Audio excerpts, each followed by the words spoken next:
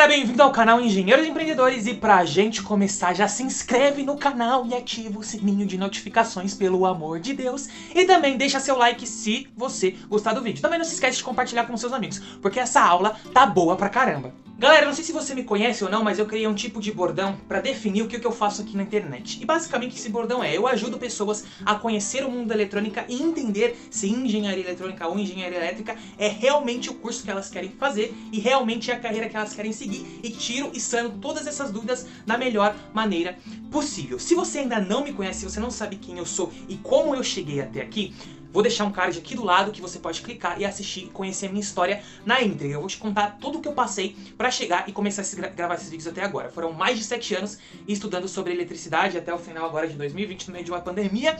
Mas esse ano eu resolvi pegar e nichar o meu canal em engenharia eletrônica, porque quando eu criei ele lá no início, era pra falar sobre engenharia e empreendedorismo. Mas não deu muito certo e os vídeos que tinham mais engajamento eram os que falavam sobre eletrônica. Então eu percebi que eu deveria juntar o útil ao agradável, pegar o que eu realmente gosto de estudar e passar pra vocês com o que realmente vocês gostam de aprender e estudar. E basicamente essa é a minha jornada. E quando a gente pensa em decidir qual carreira seguir, que curso fazer, várias dúvidas vêm na nossa cabeça. Mas tem uma que eu adquiri com toda a minha experiência e resolvi passar pra vocês porque ela é uma das mais importantes, se não a mais importante.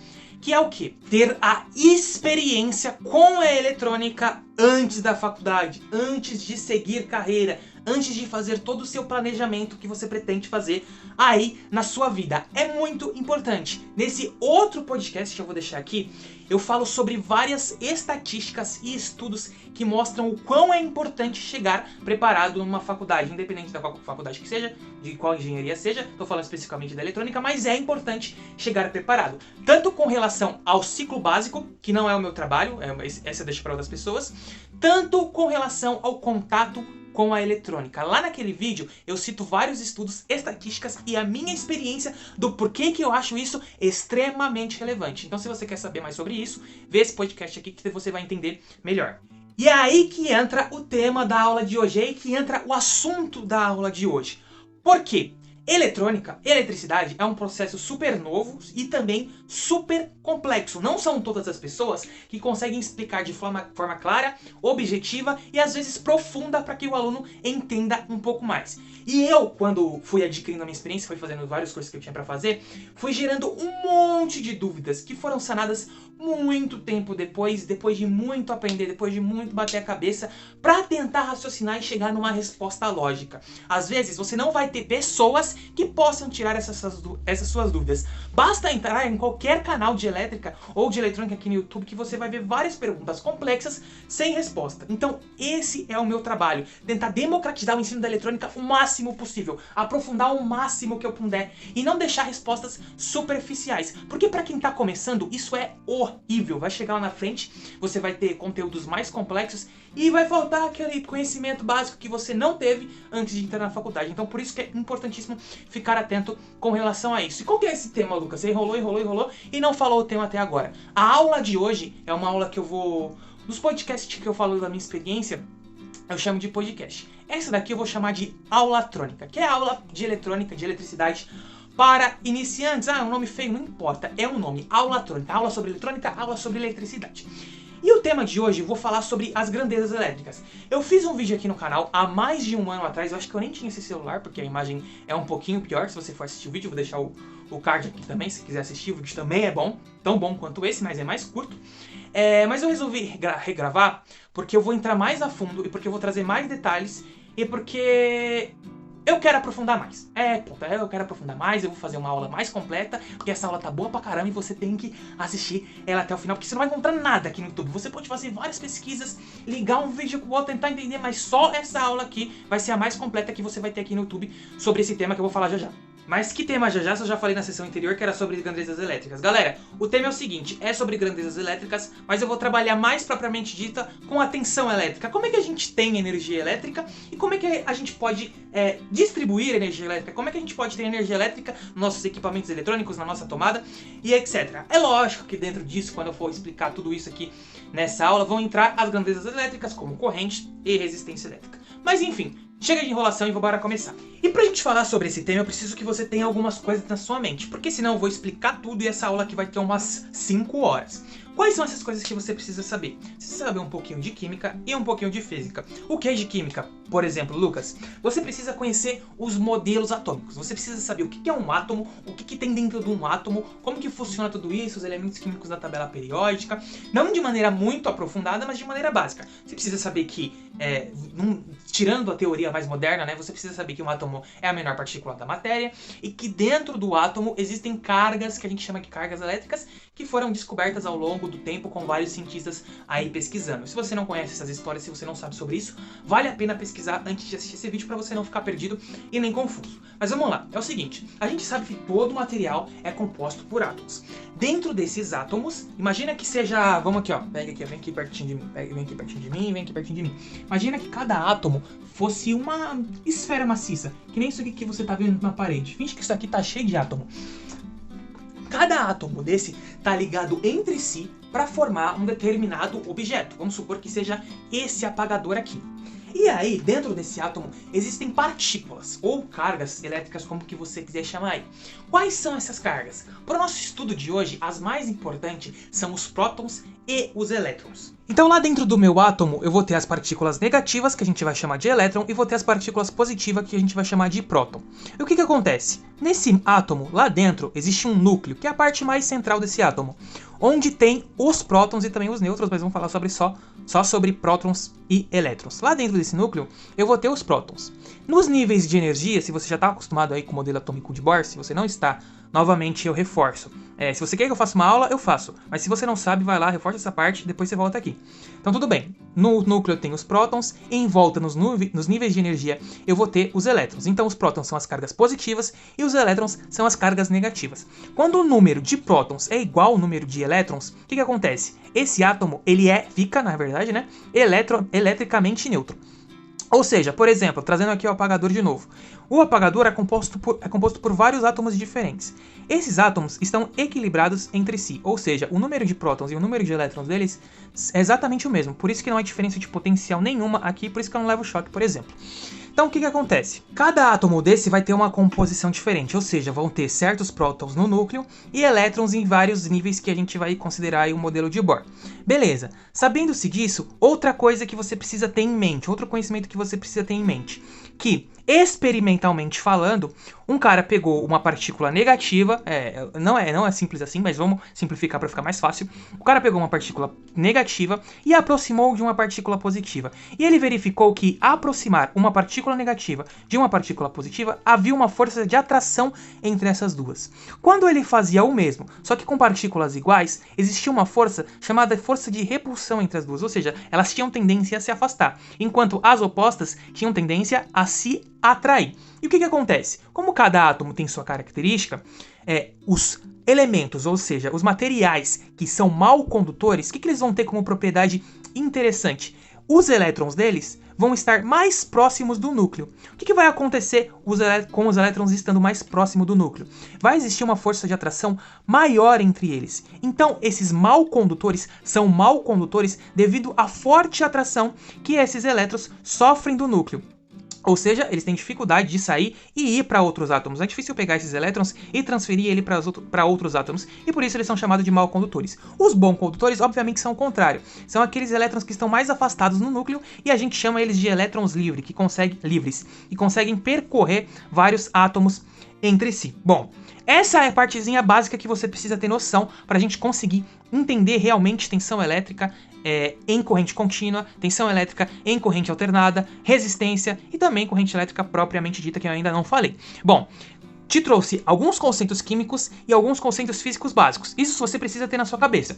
Uma coisa que é interessante ressaltar. Por que existe essa força de atração e essa força de repulsão? Bom, experimentalmente falando ou teoricamente falando, é muito difícil eu te dizer. Mas uma coisa que você pode levar em consideração e analogia para isso é a força gravitacional. O que uma partícula faz na outra é basicamente o que a Terra faz com a gente. Por que a gente não flutua? Porque existe uma força gravitacional que empurra a gente para baixo, deixa a gente ficar aqui paradinho no chão na Terra. Aqui, da mesma forma, acontece com as cargas elétricas.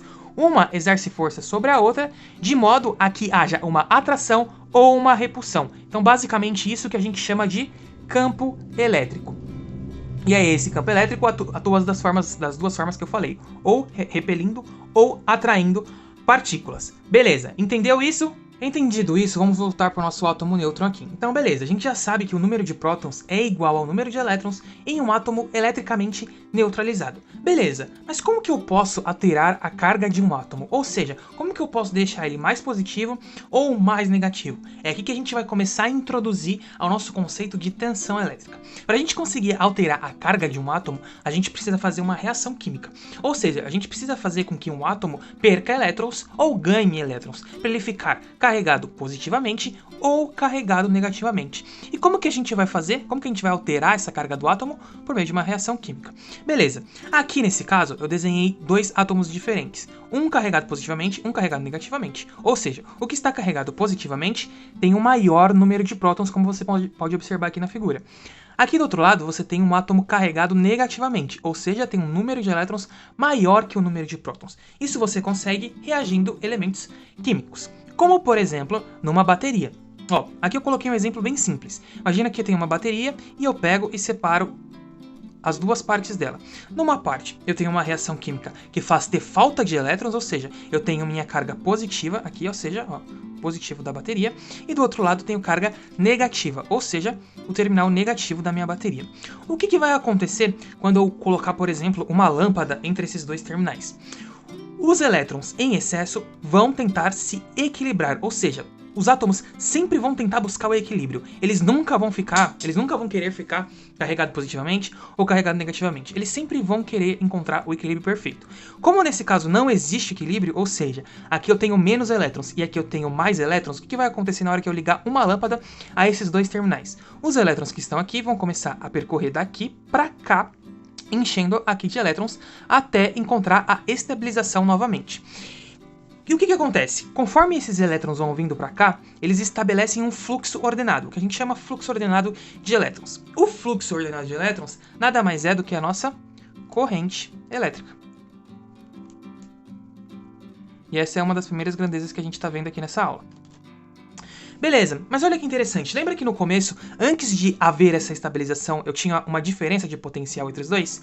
É aí que a gente surge com a nossa tensão elétrica contínua. Por que é contínua, Lucas? Porque os elétrons eles saem de um polo e vão até outro, ou seja, eles estabelecem um fluxo ordenado contínuo, ou seja, até os elétrons preencherem, chegarem à estabilização, o fluxo de elétrons, ou seja, saindo do negativo para o positivo, vai ser sempre o mesmo. A gente também chama essa tensão elétrica de diferença de potencial, porque o potencial desse aqui é maior do que o potencial desse aqui.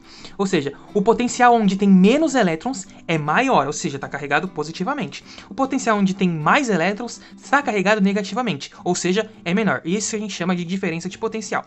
Esse fluxo, que a gente chama de corrente, sempre vai do negativo para o positivo, porque o negativo, obviamente, tem mais quantidade de elétrons e o positivo tem menos quantidade de elétrons. E é basicamente assim que a gente consegue a nossa tensão elétrica para alimentar, por exemplo, um LED, ou o seu controle da televisão, ou a bateria do seu celular. É basicamente assim que a gente consegue gerar corrente elétrica para que o celular funcione. Então, presta atenção, uma coisa depende da outra. Sempre que a gente aplicar uma tensão elétrica num determinado material, e vai surgir um fluxo ordenado de elétrons. Mas a reação química é que possibilita ter essa diferença de potencial, essa tensão elétrica. Ou seja, eu vou lá, pego o material e deixo ele carregado positivamente, deixo um outro material carregado negativamente, e assim surge a diferença de potencial entre esses dois materiais que a gente vê aí nas pilhas, nas baterias de celular e etc.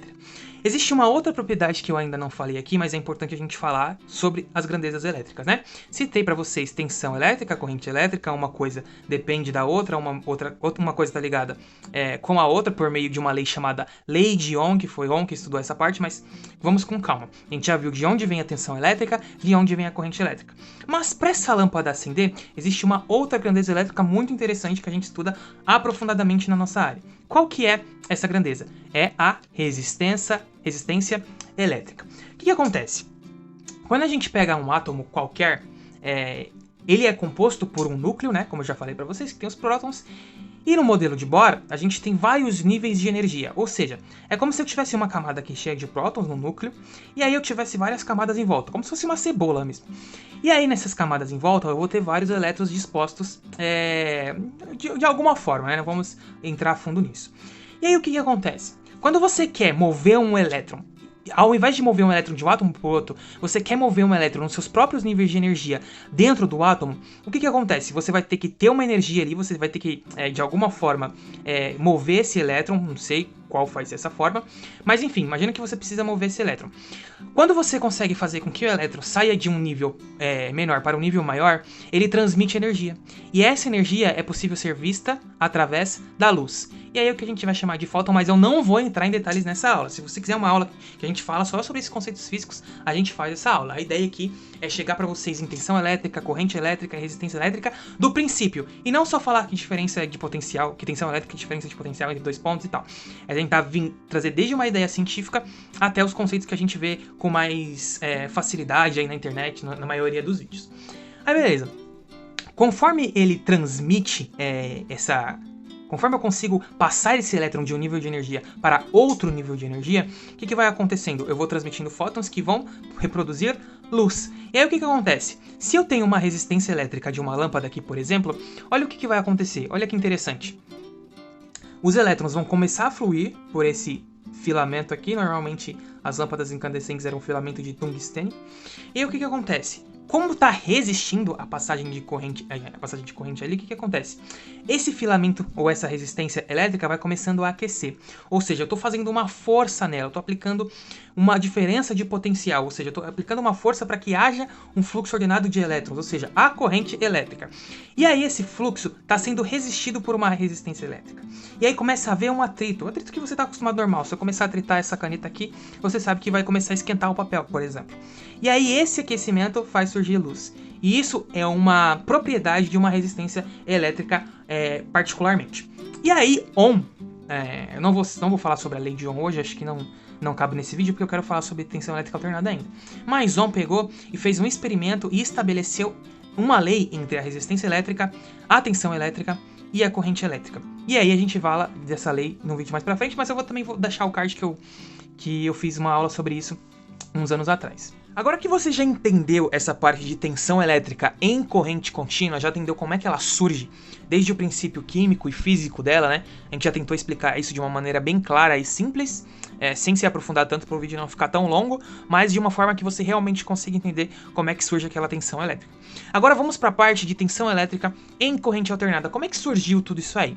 Galera, não vamos questionar os cientistas, só vamos agradecer. Mas é o seguinte, foi descoberto que existe um material chamado magnetita. Magnetita é o material que constitui o ímã que você tem aí na sua casa de geladeira ou para alguma outra coisa que você usa. As características principais desse ímã que a gente pode estudar aqui nessa parte de eletricidade, de eletromagnetismo, é o que? Todo ímã é composto de um polo norte e um polo sul. Se você quiser fazer uma analogia, você pode voltar lá na parte de força e campo elétrico, que você vai ter a tendência a entender melhor. Imagina que o polo norte do ímã seja uma carga positiva e o polo sul do ímã seja uma carga negativa. Então existe uma força de atração entre esses dois que mantém eles conectados aqui, da mesma forma desse lado aqui. Só que uma coisa interessante entre os ímãs é que eu nunca consigo separar esse polo norte desse polo sul. Sempre que eu cortar um ímã no meio, o que vai acontecer? Vai surgir novamente um polo norte e um polo sul no ímã que eu cortei. Então imagina que eu cortei esse ímã no meio. Aí ele vai ser dividido em dois ímãs. Em vez de eu ficar só com o polo norte aqui, eu vou ficar com um polo norte e um polo sul. E o outro ímã da mesma forma. Um polo norte e um polo sul. Então ele não se divide. É uma propriedade bastante interessante. Outra coisa. Lembra lá que quando eu aproximo duas cargas opostas, elas se atraem pela força elétrica devido ao campo elétrico? No caso, quando a gente fala de magnetismo, esses ímãs são atraídos, obviamente, por polos distintos. Polo sul e polo norte, eles se atraem. E essa força de atração a gente chama de força magnética. Força magnética. E o que causa essa força de atração? Lembra que lá nas partículas que a gente viu, os prótons e os elétrons, é o campo elétrico? No caso da força magnética, quem gera essa atração é um campo magnético. E mais uma vez a gente pode fazer a associação com a força gravitacional. Então a força gravitacional, ela está para a força elétrica como está para o campo magnético. É muito parecido o jeito que a gente tenta entender isso. E aí, basicamente, quando os polos são opostos, obviamente, eles se atraem. E aí, um cientista chamado Faraday começou a estudar isso mais a fundo. É lógico que não foi ele exatamente que descobriu, mas ele começou a estudar mais a fundo. E aí ele percebeu que conforme eu tenho uma variação de campo magnético, eu consigo fazer uma variação de campo elétrico. E uma variação de campo elétrico, por sua vez, faz surgir um fluxo ordenado de elétrons, dando início à corrente elétrica, ao fluxo de elétrons propriamente dito. Então, basicamente, o que ele fez foi o seguinte: quando ele aproximava um ímã de uma bobina, né? Então, imagina que eu tenho um ímã aqui, ó, e aproximo, sei lá, eu tô supondo aqui, né? Não vou entrar em detalhes. Mas supondo que eu tenho o polo sul aqui e começo a rotacionar esse ímã. Conforme esse ímã começa a ser rotacionado, o polo sul começa a interagir com o campo elétrico, né? Então o campo magnético começa a interagir com o campo elétrico dessa bobina, atraindo os elétrons para um lado. E aí esses elétrons saem da sua órbita de rotação e vão para um lado, deixando um lado mais positivo e outro lado mais negativo. Porém, Faraday observou que, se eu manter esse ímã parado, nada acontece na minha bobina. Os elétrons voltam para suas orbitais, normalmente, né, para suas órbitas, e aí para de existir essa diferença de potencial. Mas se eu continuo girando e venho com o meu polo norte aqui, dessa vez para esse lado, o que acontece? O lado de cá, que era mais negativo, começa a ficar mais positivo. E o outro lado, que era mais positivo, começa a ficar mais negativo, havendo uma inversão de polaridade. Então o que ele percebeu? Que a variação de campo magnético ocasionava uma variação de campo elétrico que, por sua vez, fazia conduzir um fluxo elétrico dentro dessa bobina. Então, basicamente, o que acontece aqui, nesse circuitinho? Eu tenho uma variação de campo magnético. Essa variação de campo magnético imprime uma variação de campo elétrico que, por sua vez, faz com que os elétrons livres dos seus orbitais saiam e vão para um lado, deixando uma parte mais negativa e outra parte mais positiva. Ou seja, variação de campo magnético faz surgir fluxo de corrente elétrica e o fluxo de corrente elétrica faz surgir uma diferença de potencial entre os terminais dessa bobina. Como as forças magnéticas interagem com as forças elétricas é algo invisível, e é isso que é instigante na elétrica. Eu acho essa parte é a parte mais legal quando a gente estuda eletricidade, porque é algo bastante complexo e que a gente não enxerga. Então, se você parar para pensar, é um puta de um descobrimento. Aqui eu fiz uma outra ocasião. Ao invés de eu aproximar apenas, eu coloquei um ímã dentro de uma bobina qualquer. Quando eu coloco esse ímã para cá, vamos supor pro lado direito, o que acontece? Esse lado fica mais positivo, esse lado fica mais negativo. E aí surge uma corrente elétrica que faz surgir essa diferença de potencial devido ao movimento dos elétrons. E aí, conforme eu vou fazendo essa variação desse campo magnético, vai havendo uma variação de DDP entre os terminais devido ao movimento dos elétrons. E isso que é a corrente alternada, e é assim que se surge a tensão elétrica por corrente alternada, galera. Ah, mas Lucas, por que a corrente alternada a gente usa para uma coisa e a corrente contínua a gente usa para outra? Bom, isso depende muito da aplicação. Mas o que aconteceu? Lá no início do século XX, no final do século XIX, aconteceu uma guerra chamada Guerra das Correntes, que foi uma guerra entre corrente alternada e corrente contínua para transmissão de energia elétrica. Vou deixar o card aqui do vídeo que eu falei sobre isso. E aí, basicamente, de um lado a gente tinha um cientista muito renomado, muito conhecido pelo público, chamado Thomas Edison, e de outro lado um cara não tão renomado, mas um gênio, chamado Nikola Tesla. E aí, basicamente, Nikola Tesla descobriu como isso aqui podia ser empregado na transmissão de energia. Por quê? No caso de Thomas Edison, a transmissão de energia por corrente contínua, no caso DC, né? Por corrente contínua, ela precisava que um elétron saísse de um polo e fosse até o outro polo. Só que o problema de um elétron sair de um polo e ir até o outro é que no meio do caminho ele vai encontrar várias resistências, como por exemplo a própria lâmpada aqui que a gente está colocando para acender. Isso faz com que a sua força, né, essa força que a gente emprega aqui, vá diminuindo ao longo do caminho. Então, para transmitir energia elétrica por corrente contínua, você precisava de uma usina geradora dessa corrente a cada 1 km para conseguir estabilizar a tensão, manter ela sempre no mesmo valor. E isso fazia com que o elétron percorria o caminho completo, ou logo tinha mais perda de energia. E viu que não era uma forma de transmissão de energia eficiente. Já Nikola Tesla falou, por que ao invés de eu pegar um elétron que está aqui e levar ele até um outro ponto, né? Pegar um elétron de um ponto A e levar ele até o ponto B, por que eu não levo ele até aqui mais ou menos e depois faço ele voltar? Fazendo com que ele faça sempre um caminho bem mais curto durante todo o fio. Então é como se, ao invés do elétron percorrer o fio todo de um polo a outro, é como se ele fizesse isso aqui, ó. Viesse para cá, voltasse para cá. Viesse para cá, voltasse para cá. E aí o elétron tem um caminho menor para percorrer, logo ele vai ter menos perda de energia. Se eu aplicar uma tensão muito grande nesses terminais, ou seja, uma diferença de potencial, a força com que eu vou fazer ou empurrar esse elétron vai ser muito grande. E isso me permite transmitir energia em grandes distâncias. E é por isso que a corrente alternada é muito mais utilizada na transmissão, distribuição e geração de energia. Basicamente, essa é a grande diferença entre as duas. É por isso que a gente não usa corrente contínua na transmissão.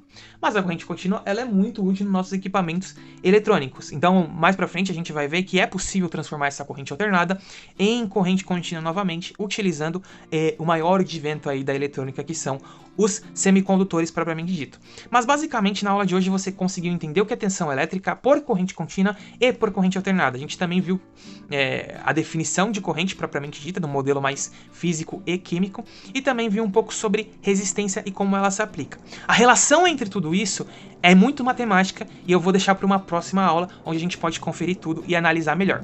Galera, se você gostou desse vídeo, não se esqueça de compartilhar com um amigo seu que precisa ter esse conhecimento, que precisa se aprofundar um pouquinho mais, entender como é que as coisas funcionam a fundo realmente dito e não ficar só na superfície.